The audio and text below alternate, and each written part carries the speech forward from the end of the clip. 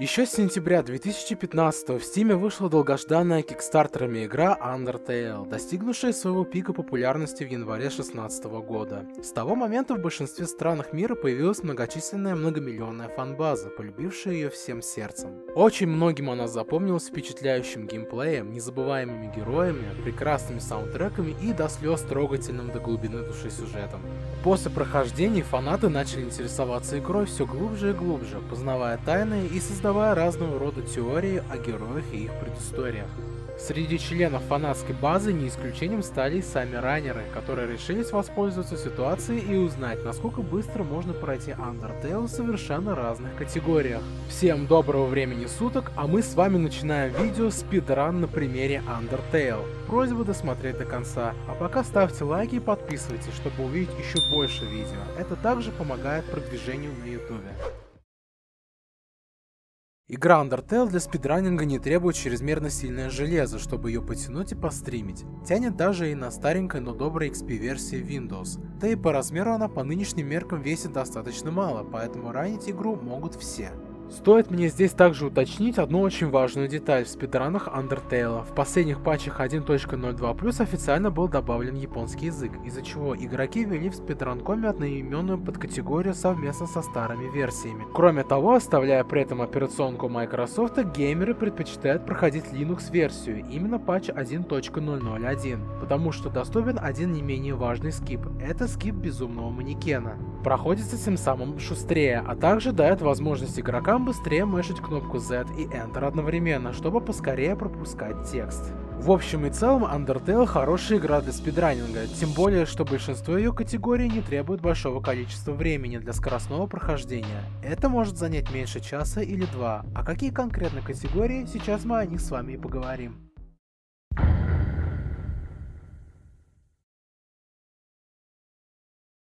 Если мы сейчас зайдем в speedrun.com и взглянем на категории Undertale, то будем сильно удивлены, сколько их тут много. По пальцам, конечно, не пересчитать. Каждая из них уникальна, но давайте мы с вами возьмем только первую, которая, как и две последующие, непосредственно связана с категорией Any%. Да, она содержит в себе в точности те же условия, пройти всеми возможными путями, но согласно условиям своей концовки. На данный момент у этой категории есть VR Holder, который держит мировой рекорд на протяжении уже более 3 месяцев. Это американский раннер Mr. Link 2K. Именно с его видео по Undertale мы и начнем с вами разбирать ран по порядку. Чтобы раннер мог спокойно ее проходить, стоит заручиться на сегодняшний момент правилами категории. Во-первых, игра должна быть пройдена на нейтральную концовку, поэтому категория названа одноименно. Во-вторых, время начинается с подтверждения имени вариантом Yes и заканчивается, когда герой дотронется до двери после победы над Photoshop Флавой. А в-третьих, в конце раннер обязан показать финальные титры до телефонного звонка и играть в версию 1.00 или 1.001. После подтверждения имени все происходит практически как обычно, однако в ситуации с забегами раннер, как я уже говорил, нажимает кнопки Z и Enter для быстрого пропуска диалога. А дабы пропустить еще быстрее, игрок намеренно дотрагивается до пуль Флавы дважды. Пропуская дальнейшие тексты, раннер переходит на локацию Руины. Тут особо нет ничего волшебного, проходим по комнатам, разговариваем с манекеном, убегаем от Фрогита и бежим по длинному коридору, попутно пропуская текст Ториэль.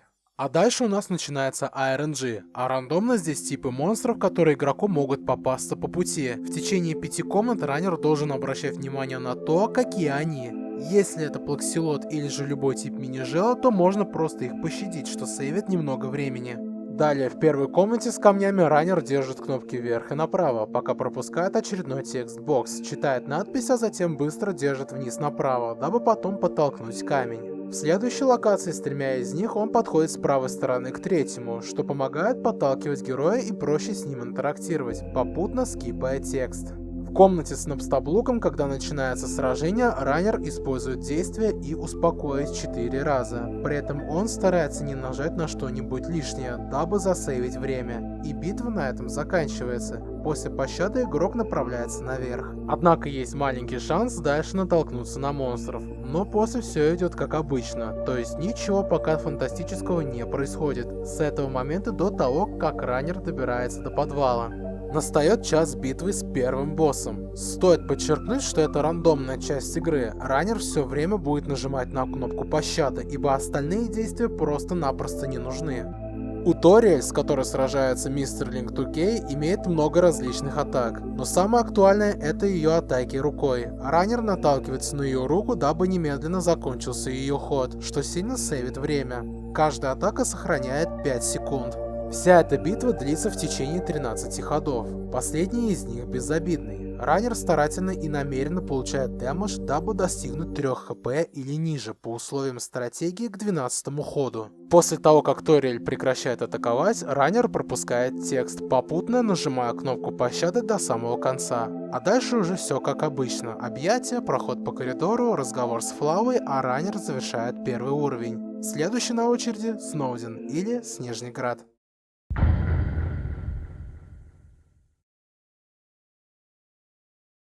Начальные моменты, естественно, проходятся в обычном порядке. Два основных героя, длинные диалоги и прочее, так что спокойно можем перемотать к следующей локации второго уровня. С пространственного сундука раннер забирает грубую перчатку и надевает на героя, переходя в очередное место с братьями-скелетами, где снова пропускается текстбокс. На этой самой локации он неизбежно сталкивается с монстром и просто убегает с поля битвы, продолжая дальше свой поход. На следующей сцене игрок вновь переходит к следующему сражению с Дого. В этом случае для быстрой победы и пощады над ним раннер нажимает кнопку предмет, палка использует на мини-босса, и битва на этом быстро заканчивается.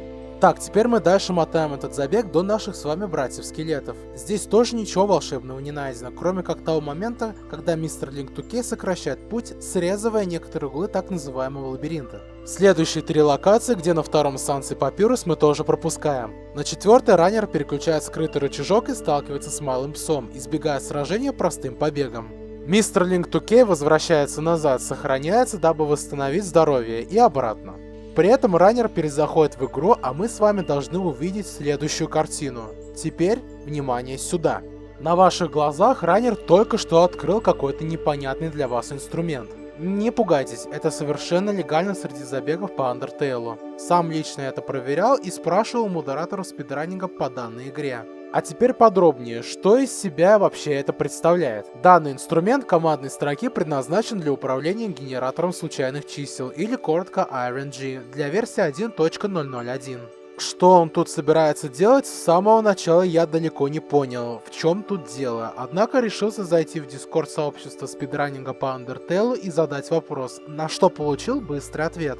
Пользователь Ocean Bagel рассказал о том, как себя ведет данный инструмент. Задача предсказать количество шагов путем взаимодействия со снегом особым образом, а затем идет сравнение узора с остальными известными, обеспечивающие подсчет шагов. После нужно сделать такое-то количество поступи, а затем столкнуться в битве, когда достигаешь триггера. От себя разработчик софта Kalinator27 добавил, что написал его так, дабы он не фокусировал, но находился поверх экрана и что хорошо сработал с Windows. Получается, раннер подходит к нужному месту, включает панель, мышка отмечает на красной секции места, где на данный момент лежат его снежные шарики, попутно направляя героя к триггеру в столкновении в очередную схватку. Затем инструмент просит нажать кнопки вверх и вниз 14 раз. После он дотрагивается до триггера битвы, убегает от нее и, как можем заметить, совершает скип катсцены и сражения с Дагами и Дагаресой.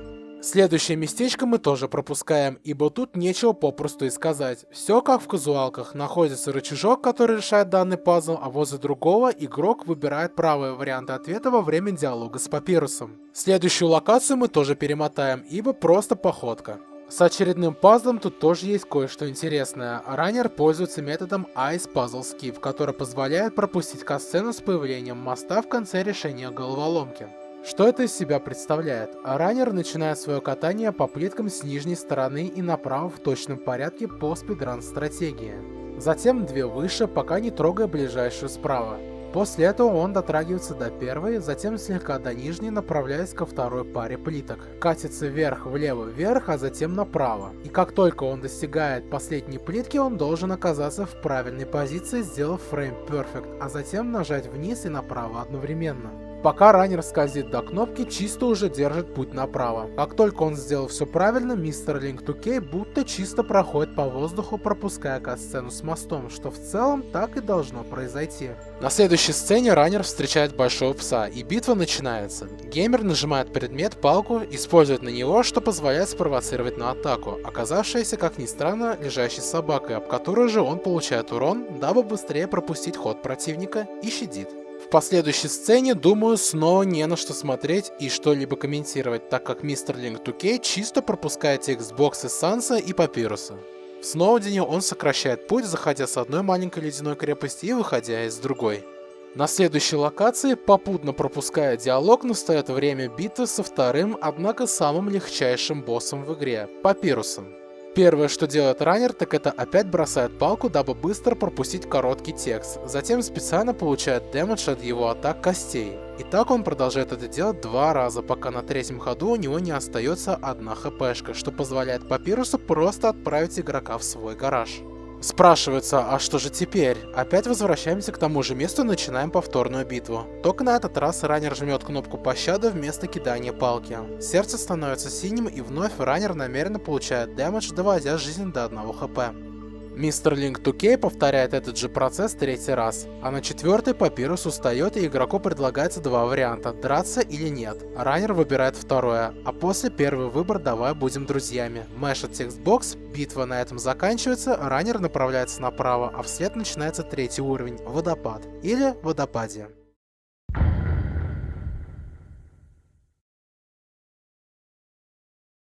На 3-м уровне довольно много гличей, а раннер заранее ставит в меню на телефонный звонок, как раз для реализации следующего бага, и просто добегает до нужного нам назначения без каких-либо сейвов. Теперь на этом месте у нас отдельная кат-сцена, где наш игрок пропускает текстбоксы. После разговора Папируса и Undyne, мистер Link 2K использует следующий скип под названием Sigara Skip или SGS. Данный скип сейвит раннеру 30 секунд. Что он для этого делает? На 5-м кадре, когда берет под контроль героя, открывает окно меню и совершает звонок Ториэль, что позволяет ему пропустить очередную кат-сцену с Undyne, где она насторожилась от звука куста. Далее игрок достраивает мост из цветков и, как обычно, направляется направо, ничего необычного. В следующей локации неизбежно сталкивается с монстром Аароном и убегает с поля битвы. Здесь снова нужно построить мост из цветков. Мотаем, ибо тоже ничего волшебного. Далее пропускает текстбокс с Папирусом и уходит из этого места. Тут вновь неизбежное столкновение с монстром, от которого раннер убегает, но уже направляется наверх, где есть тайный, но короткий путь. Следующую комнату мы пропускаем, ибо тут только движение направо. На этом месте начинается атака Undyne, от которой раннер старается всячески избегать, добегая до следующей локации. Здесь он тоже осторожничает до того момента, когда начинается очередная кат-сцена, где атакующий его персонаж ошибочно ловит монстренка. Игрок направляется направо, попутно пропуская текстбокс и переходя в следующую локацию. Это место мы просто промотаем, а в другом он идет наверх, где находится доброжничек, у которого покупает мороженое, а также, внимание, справа забирает у сундука перфокарту. Мы ее еще будем называть панч-картой. Этот предмет является настоящим эксплойтом. Благодаря ей раннер сможет пропускать достаточное количество кат-сцен и совершать еще некоторые фишки, с которыми мы с вами столкнемся. И в статье Undertale Wiki об этом предмете даже четко прописана такая ее интересная возможность. Вероятно, мало кто об этом знал. Выходя из комнаты, раннер направляется в самый низ, где как раз пользуется перфокартой, чтобы выполнить Wrong Warp Glitch. Что это из себя представляет? Во-первых, Warp — это телепорт, позволяющий появиться из одного места в другое. Однако, во-вторых, Wrong, то есть неправильный, ложный, называется потому, что игра неправильно загружает область, позволяя геймеру обходить большие расстояния. Перед выходом из комнаты с Сансом и телескопом прямо вниз он открывает инвентарь и использует перфокарту, чтобы в следующей оказаться в дефолтной позиции. Дефолтная позиция зависит от комнаты, но в комнатах с точками сохранения обычно она находится рядом с ними. На этом месте во время похода раннер пропускает диалог с Папирусом, щадит мини-желов, вновь совершает Wrong Warp, оказавшись на локации Sonyon Sun. Здесь происходит первый скип с помощью перфокарты, один из самых сложных. Войдя в комнату и проходя направо, раннер во время походки должен тщательно наблюдать за щупальцем ниже. Когда его кончик доходит до моста, по которому Мистер Линк 2K идет, он уже возле триггер кат-сцены Соньон Сан и старательно совершает глич с перфокарты, чтобы пропустить сценку. Сделал раньше, но продолжает направляться направо, пользуясь тем же багом и, как только слышит звук всплеска воды и видит, как опускается щупальца, прекращает, направляясь дальше и попутно пропуская текст бокса.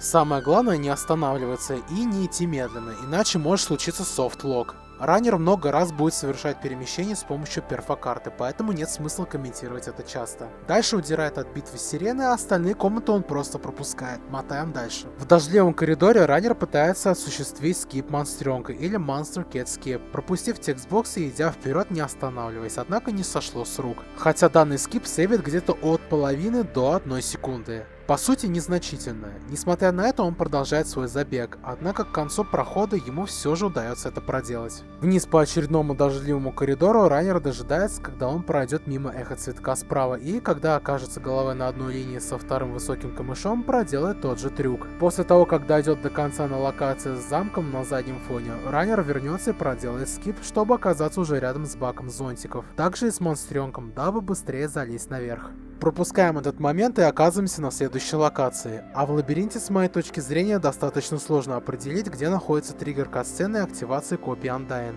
Тут тоже необходимо совершить скип перед тем, как начнется погоня. Особо визуальных знаков, чтобы определить, когда нужно перейти к необходимому действию, нет, поэтому раннеры либо по времени, либо по дощечкам сверху и снизу начинают визуально представлять, в каком кадре использовать перфокарту. После удачного скипа раннер без особых проблем проходит несколько шагов, однако когда слышит звук опасности, после удара в копье проделывает трюк снова, чтобы воздействовать на Wrong Warp к следующей комнате и спокойно идет по лабиринту, минуя атаки. На другой части карты раннер считает 14 шагов направо, а затем возвращается обратно, дабы активировать кат-сцену. Пропускаем ненужный нам фрагмент, многие из вас знают, что произойдет. После падения раннер идет направо, попутно используя перфокарту и сохраняясь. Это обязательная процедура для следующего не менее важного скипа. В этой комнате раннер воспользуется скипом безумного манекена или Mad Dummy Skip. Данный скип использует сбой сохранения, включающий в себя идеальный выход из комнаты в начале битвы. Тут происходит несколько шагов, чтобы воспроизвести Mad Dummy Skip. Во-первых, раннер перекрывает кучу мусора в этой комнате текстом, который оставляет открытым. Во-вторых, перейдя к триггеру манекена, закрывает текст-бокс, затем ускоряет кат-сцену, двигаясь вниз, пока DVD-корпус полностью не появится на экране и подходит к такому положению, чтобы подошвы ног героя находились на одной линии с головой манекена. Раннер ожидает, когда камера вернется в обратное положение, потом спускается в нижнюю часть комнаты, попутно прокручивает текст-бокс, но не последний из них. Дойдя до самого низа, где можно увидеть подошву Фриска, на точном пикселе убирает последний текст, использует перфокарту и оставляет в открытом виде, держа кнопки влево и вниз. Настает час битвы с манекеном. Раннер намеренно получает урон, чтобы довести жизни до самого нуля. Как только это случилось, душа разрывается в клочья и на экране мы видим Game Over. Это мы с вами быстренько перематываем. Игрок оказывается в самом начале этой комнаты и пропускает текст-бокс, который должен быть после победы над безумным манекеном. Не забывает использовать перфокарту на мини-холодильник, чтобы оказаться на дефолтной позиции следующей локации, где быстро проходит тот же трюк, совершив напстоблок скип. Дальше, друзья, мы перематываем, ибо тут пока все как обычно, и с использованием перемещения с помощью нашей панч-карты, а также лабиринты, которые проходятся без особого труда, зная пути прохождения по нему. В следующей комнате игрок, подойдя к цветку, использует перфокарту и второй раз, когда появляется текстбокс с надписью Behind You. Раннер проходит влево наверх, не заходя за пределы экрана, и пользуется телефонным звонком дважды, оставляя текст, когда Undyne начинает и заканчивает под конец диалог. Игрок заранее готовит панч-карту. После недолгой кат-сцены Мистер Линк 2K идет в левую сторону, где должен открыться проход, и нажимает инфо по перфокарте. Открывается вход, где он резко оказывается ближе к другому выходу, используя повторный трюк с применением данного предмета. На следующей локации опять же делает пропуск, совершая Monster Kid Bridge Skip, как только Фриск доходит до последней опоры моста. На другой же происходит босс Skip Undyne по той же старой схеме несколько раз, ибо здесь два триггера до того, как она столкнется с ним, совмещая с Wrong Warp. Однако скип произошел частично, она все равно догонит раннера, он в свою очередь останавливается именно на этом месте, пока та его не поймала. Итак, начинается битва. Undyne превращает душу игрока в зеленый цвет. Раннер мэшит текст и через кнопку Акт выбирает Challenge, что позволяет ее копиям атаковать шустрее. Таким образом, ее атаки завершаются быстрее. Раннер трижды выбирает Challenge, а потом дважды щадит.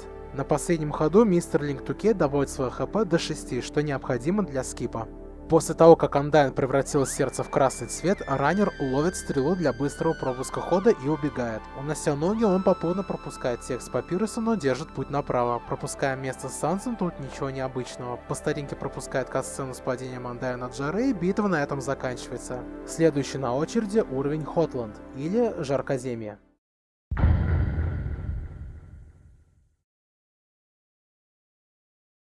Данный левел один из самых гличных в игре, здесь вы заметите много скипов.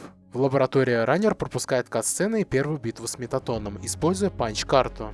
Так будет происходить часто, так что стоит к этому привыкнуть. В другой же комнате ничего необычного, перематываем. Раннер пробегает по конвейеру, чтобы добраться быстрее и неизбежно натыкается на первую битву. А теперь внимание, только на этой самой стычке мистер Link 2K уничтожает вулканчика с помощью грубой перчатки за один присест. Пока он ранит игру, объясняю по порядку, по какой причине это было совершено.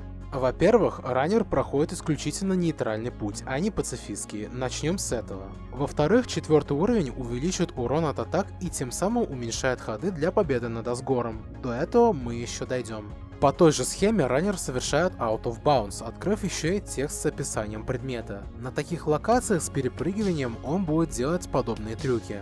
В следующей комнате, опять же для битвы с Асгором, раннер, делая те же махинации, забирает пригоревшую сковороду. Как она будет работать против босса, об этом наш разговор еще дойдет. Далее ничего особенного, я упоминал, что мистер Link 2K будет это все дело повторять, хоть и с некоторыми недочетами, так что мы спокойно перематываем и смотрим дальше.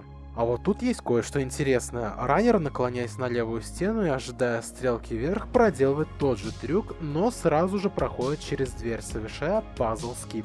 Следующую комнату пропускаем, да и вторую в том числе, ибо тот же самый трюк, но это уже Jetpack Minigame Skip, который является одним из сложных пропусков для исполнения, так как раннер пропускает катсцены и все остальное практически в темноте. Пропускаем другие комнаты, включая также и поездку на лифте, а также Wrong Warp и те же самые трюки. Давайте дойдем до интересного, так что большую часть рана в Хотланде мы, пожалуй, с вами пропустим. Ибо тут он снова проявляет всяческие манипуляции с лифтом, границами между комнатами, пропуски битвы с Маффет, скипы мюзикла Метатона. Остановимся с вами на уровне ядро. Не буду таить, пропусков тоже достаточно много, так что я вас всех предупредил. Пропуская текстбокс Альфис, раннер направляется в сторону, где должен столкнуться с двумя врагами, однако тоже их скипает тем же методом. В комнате, где лазеры проходят спокойно, однако в другой, где их достаточно больше, таким же трюком просто выключает полностью, даже без шанса включить их обратно, в отличие от сценария игры. Попутно совершая те же маневры и проходя дальше, он доходит до Метатона и делает босс-скип практически так же, как и с Undyne. В другой комнате скипает также кат-сцену с Альфис. На другой Long Elevator Skip, что Wrong варпит его в дефолтную позицию. Таким образом доходит до уровня Новый дом.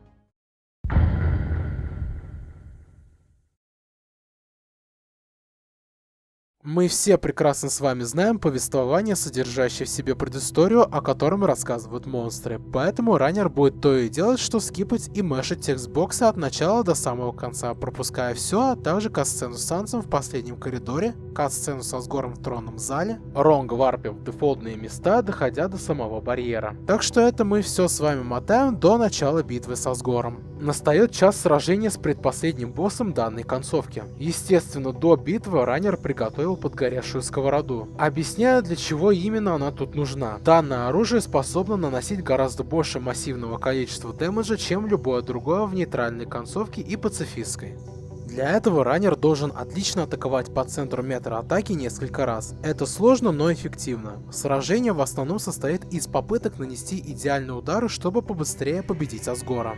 Длительность битвы с ним измеряется по ходам. Имея 4-й левел, идеальное количество 9 ходов. После финального удара раннер мэшит тексты, так как категория нейтральная добивает его, тем самым сейвя время. Тут мы уже знаем, что произойдет, как только гора закроется, раннер перезапускает ее, начинается финальная битва. Итак, тут уже понятная часть для всех тех, кто играл, поэтому мы незамедлительно пропускаем весь диалог вплоть до самого начала сражения. На самом деле для рана битва не столь сложна, если знаете, как доджить все атаки. Это больше похоже на автоскроллер. Как только доходит очередь до душ, мистер Link 2K переносит сердце ближе к кнопке Act, чтобы быстрее завершить фазу, несмотря на получение многочисленных уронов. Так он проделывает и со всеми остальными, вплоть до желтой души, попутно получая хил. Правда, хочется отметить, что с фиолетовой душой есть вероятность 50 на 50, что может выйти кнопка либо слева, либо справа, поэтому раннер стоит где-то между ними, посередине, чтобы быть наготове. Как только на экране происходит вспышка света после желтой души, VR-холдер перезапускает игру и закрывает старую открытую, дабы скипнуть момент, где души наполняют фриск силой и загрузить быстрее.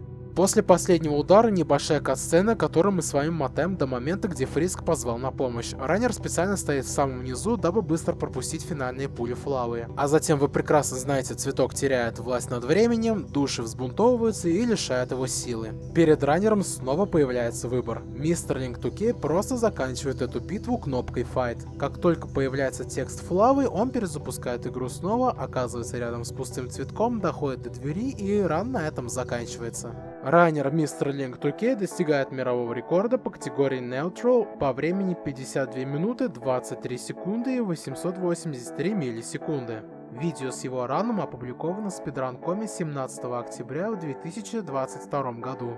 Поздравляем американского бегуна с улучшением своего рекорда и закреплением его в топе самых быстрых по игре Undertale. Ну, а вам я выражаю глубокую признательность, что вы посмотрели это видео. Те, кто забыл подписаться, нажимаем подписаться, колокольчик и ставим лайки, чтобы видео продвигалось на просторах Ютуба. И, пожалуйста, досмотрите ролик до конца. А с вами был Рэш, сохраняйте решительность. До встречи и до следующего видео.